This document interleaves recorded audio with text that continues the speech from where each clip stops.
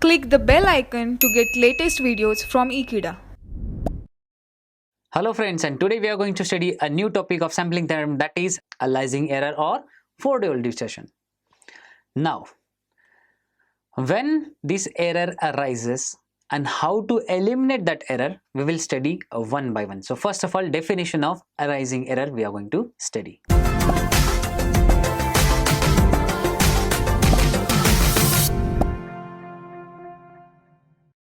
First of all, aliasing error. What do you mean by aliasing error?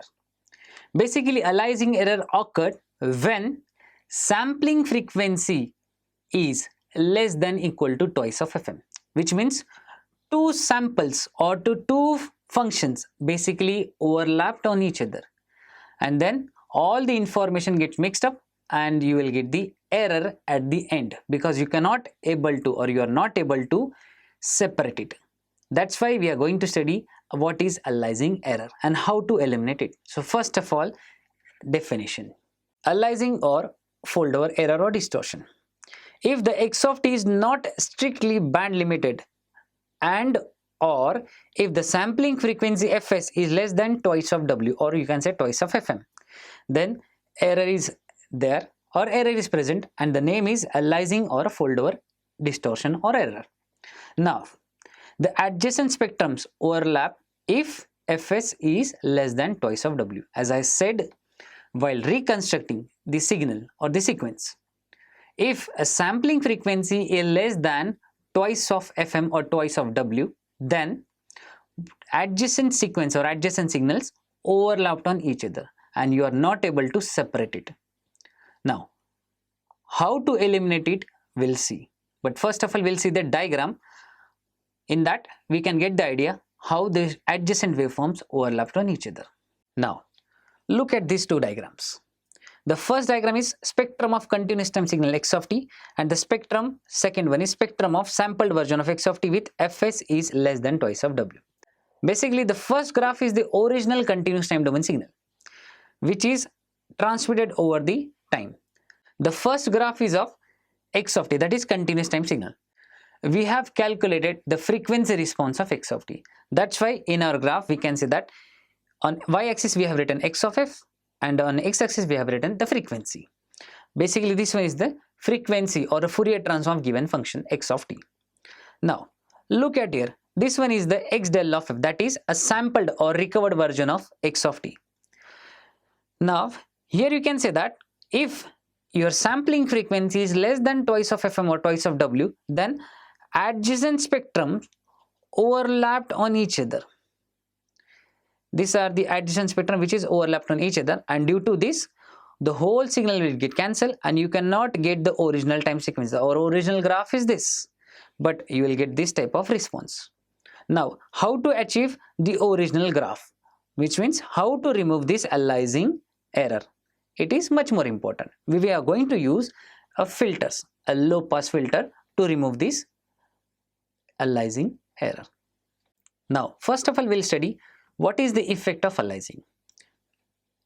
Due to aliasing, some of the information contained in original signal x of t is lost in the process of sampling. As I said, you have seen the diagram where you will get the only upper wave. I'll show you the diagram first.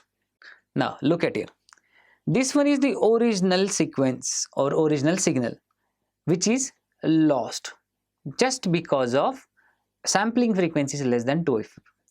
You will get the added waveform of the all three signals. Now, this information is lost. So, how to recover it? This is the signal where we have lost the information, and this is the place where signal is added with each other, which means you will get the noise or a mixture of two waves. Now, how to remove this aliasing error?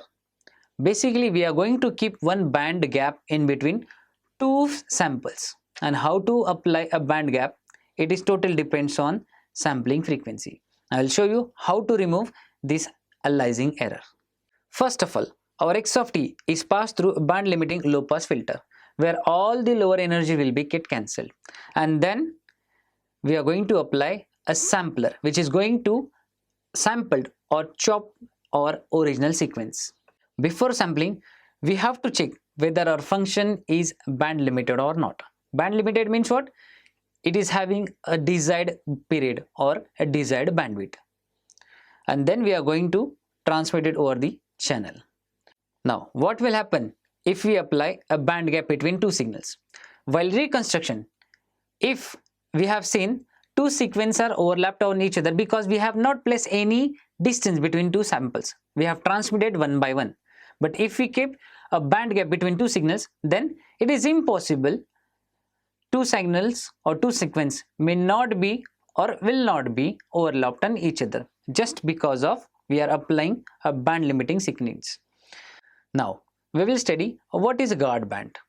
Now, this is the graph of spectrum of original time sequence x of t.